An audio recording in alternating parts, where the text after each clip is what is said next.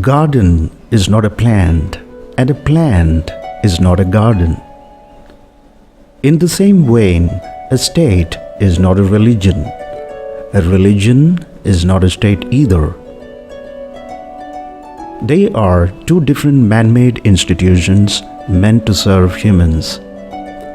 One cannot be mixed with the other. They are like oil and water. State, or country as some people call it, is an agreement that different individual humans in a given territory make with each other to live and work together as an organized political entity for the common good of each individual that is either born in the territory or adopted as their home by choice. State refers to a politically organized living that humans have invented for peaceful coexistence, cooperation, and collaboration between people of various sizes and shapes and of various descriptions for their common good and growth. State can be equated to a garden in which various types of plants and trees live and grow together. One doesn't become a threat to the other in the garden. They share the soil, air, and water freely and fairly. That is what a state is intended and purposed to be. Just as life is an interdependent, self-sustaining system, state is a miniature of life and a microcosm of universe. It is a synergy of diverse individuals, groups, communities, organizations, and institutions, all of which work together in concert for their common good. It can be compared to human body, which too is a microcosm of the universe. As a body comes with individual parts, organs, and biological systems, a state comes with individual parts, organs, systems, and functionalities. But it stays a cohesive whole like human body does. The point to note here is, we cannot have a body without different organs and systems that look different and carry out different functions for the common good of the whole body. Just a face alone doesn't make a body. Just a pair of legs alone doesn't make a human. Just a pair of eyes or ears or lips or limbs alone does not make a body or a human being. It's a cohesive whole of them that make a body. That said, eyes does not look like nose or hair. Hands do not look like legs. Head does not look like chest. Muscles do not look like bones. Nerves do not look like blood. Every organ looks different. Each functions differently too. That's how a body works. In the same way, the state is made of people that are unique and different from each other. Each individual is unique and different from others. State is made of different types of people. It must be made of different types of people. Just as nature is made of different kinds of things and body is made of different types of organs and systems. And a garden is made of different types of plants and trees.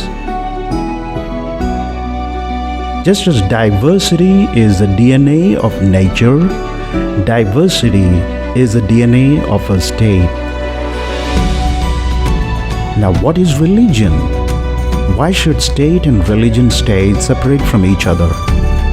It's primarily because the vision and mission of religion is different from that of the state. While the state is founded to ensure that the life, livelihood, and human rights of all people that make a part of it are preserved and protected, religion seeks to lay down a formula to connect with a god or gods of its perception and speculation. Religions are theories about the origin of life and universe, and they are theories of lifestyles that are congruent with the theories of life they propose. State is needed for our self-preservation while we can live without religions. State is a corporate person that ensures that everyone living within its territory is safe and secure to believe what they choose to believe in or choose to reject them all if they choose so to. If state is a garden, religions, persuasions, ideologies and isms are the different types of plants or trees in it. If state is a body, religions are some of the organs or systems or parts of them. They are two different entities. One cannot become the other. One cannot function as the other. One cannot deliver us what the other can. State and religion should not clash with each other.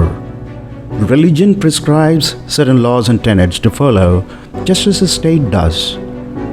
While religious laws and tenets are more about what you can achieve in the hereafter by living a life they prescribe to live in the here and now, the laws of the state are about how to peacefully coexist with people that subscribe to various religious persuasions, philosophies, and convictions in the here and now within its territory and jurisdiction.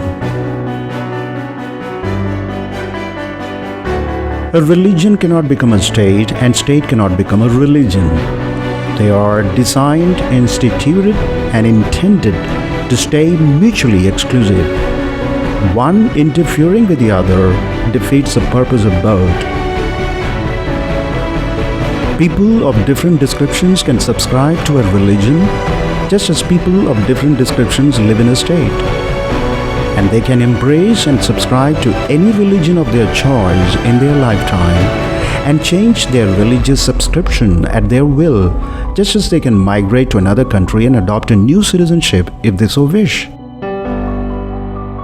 As citizens of the state, all people share the same political or national identity, though people following different religions within the state do not and need not share the same religious identity. State is not founded to be a religion or to promote, propagate, or support a given religion. It is intended to keep equidistance from all religious and non-religious persuasions. It should not matter to the state what religion its citizens choose to subscribe to or not. State is an institution that exists to preserve and protect the life of every single citizen and to facilitate and foster a healthy environment for diversity and differences to flourish without hampering the spirit of unity, fraternity, liberty, and harmony between its citizens. State exists to ensure that justice, law, and order prevail. State is a house under the roof of which a large, diverse joint family lives. The family members do not have to look the same or subscribe to same thoughts, opinions, or ideas. They can accept and reject what they choose to as individual members. The dignity and freedom of each member of the family is of equal importance regardless of their size, shape, age, gender, taste, choices, and beliefs. That brings us to the family stories that Mahabharata and Ramayana, the great epics of India, tell us. In Mahabharata, we see the same family members of the same race, class, caste, religion, and nationality fight each other over pelf and power, out of envy, lust, greed, pride, ego, and ignorance.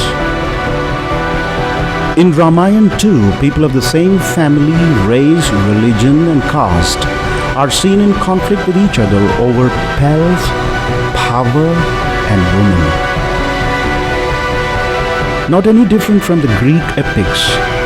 In fact, all wars between humans are fought over these three: pelf, power, and women, and not anything else. In other words, all wars ever fought anywhere on the earth are fought over lust, greed, envy, and pride. Religion and isms are just a pretext for conflicts.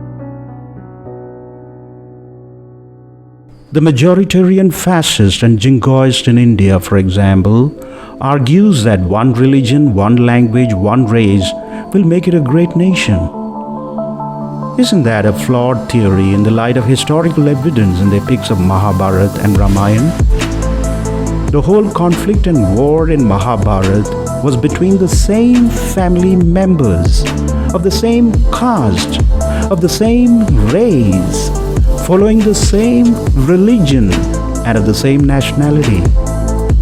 So we see there is no historical or demonstrable evidence to support the homogeneity theory as a mantra for success, progress, and prosperity, or for what they call the one nation, one religion theory.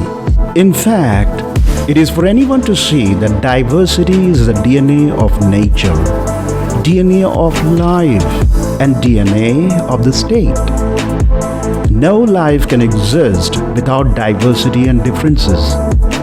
Life and nature do not support uniformity. If there is a god or gods, they do not support uniformity either.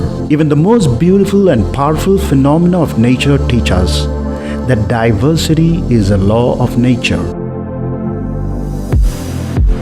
Take light for instance. Light comprises of a spectrum of different colors. Or take music. It's a range of different musical notes and instruments that make music possible. Or take food. You do not get all the nutrition you need from just rice or wheat or tomato. You need a range of vegetables, fruits, cereals, fish, meat, eggs, and diverse eatables for nutrition and taste. Even air is made of several gases, not just one. Soil is made of several minerals, elements, and living organisms. We have tons of examples all around us that tell us diversity is a law of nature and life. The purpose of state is to preserve unity in diversity rather than eliminate diversity and force fit diverse ethnic, religious, and racial groups into one unnatural, uniform gooey gunge along the lines of a lame fascist or Nazi ideology. Human world has no place for fascism, Nazism, and totalitarianism of any kind. For life and world to stay alive and well, beautiful and delightful, it has to stay diverse. People with different thoughts, abilities, ideas, strengths, talents, taste, skills, knowledge levels, different personality types, and different efficiencies make the world go round. The purpose and intent of a state is to preserve diversity within its territory and ensure individuals subscribing to different persuasions find equal space and freedom within its territory so life thrives and prospers.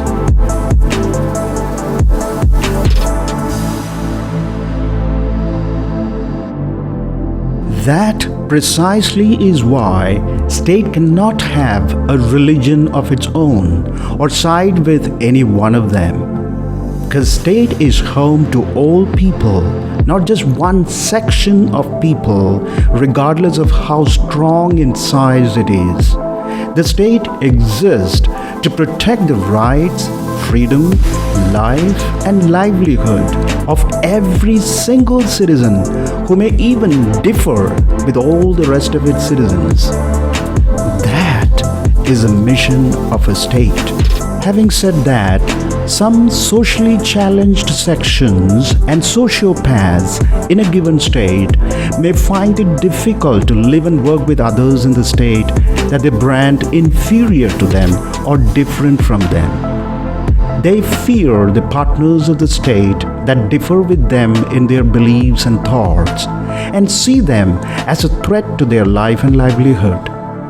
Like self-consumed, self-centered, and selfish toddlers, These socially challenged sections do not like to share the natural resources of the state with those they come to call others.